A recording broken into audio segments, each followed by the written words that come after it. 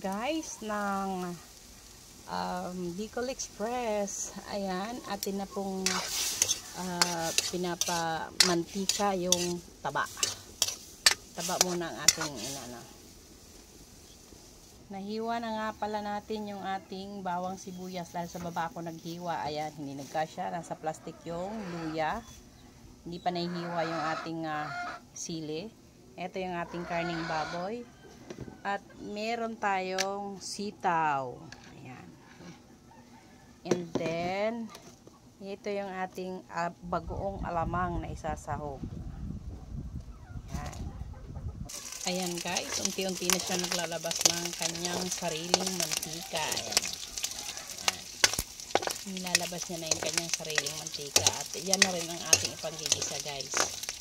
Ayan, kaya maglalagay ng mantika. Sariling mantika niya lang. Kaya natin na sinasangkot siya talaga muna yung taba. Para hindi na masyadong mamantika ang ating Bicol Express. At the same time, para yung taba hindi nakakaumay kainin guys.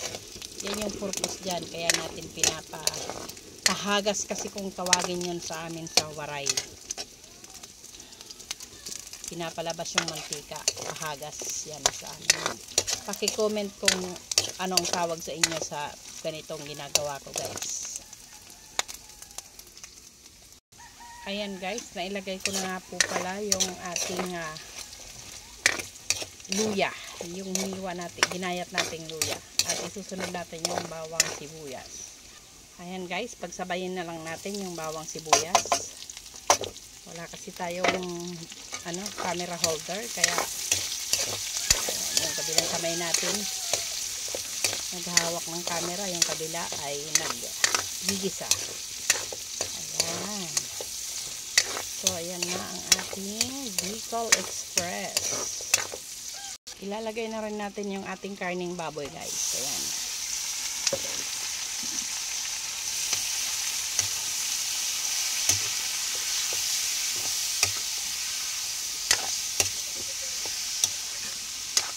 At atin po muna siyang tatakpan. Ito nga pala yung nabili natin yung guys na ating gagamitin panggata sa ating Bicol Express. At mayroon pa siyang buwa. Ayan. Ay, dinikit yung nyog. Pero, okay lang. Manggalin natin. Kakainin ko siya guys. Sarap to eh.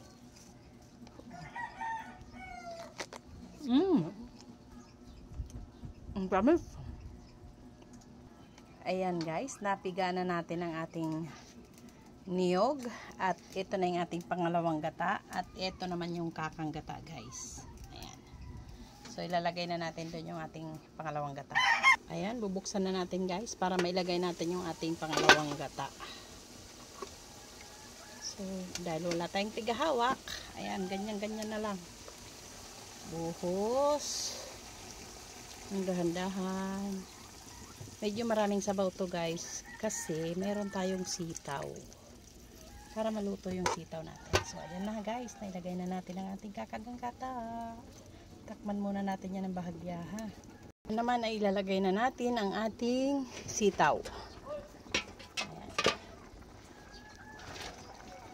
Kulong-kulo na siya guys. Kaya, dapat na natin ilagay ang sitaw. Ay, sayang nahulog yung isa.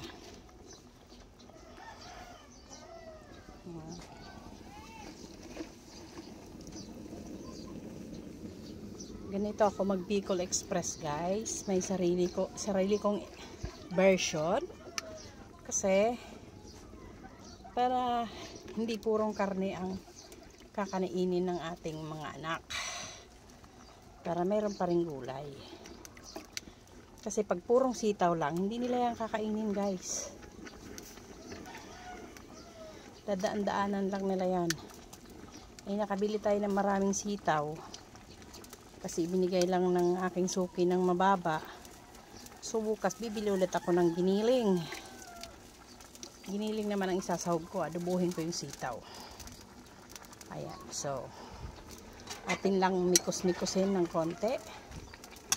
Para halo hanggang ilalim guys. Ayan. Para ma-mix ng mabuti. Hala, meron pa rin pala akong hindi nahiwa. Akala ko nahiwa ko na lahat. Kasi ang lalaki ng hiwa ng ating karning baboy, guys. Sabi ko kay kuya, pang Bicol Express. Ang lalaki pala ng hiwa. Pero hindi naman siya as in malaking malaki. Siguro sa sa pang commercial, sakto lang. Pero ako kasi gusto ko yung maliliit, yung hindi na magngunguya ng husto. Ayan. Lagyan na nga pala natin siya ng bagoong alamang, guys. Itong ating bagoong alamang ay luto na po to, guys. Nagisa na po natin to. Ayan.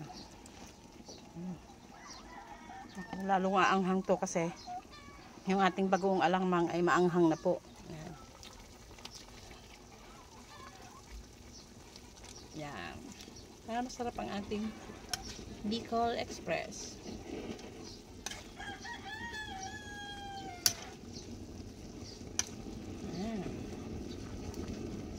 Hindi po ba?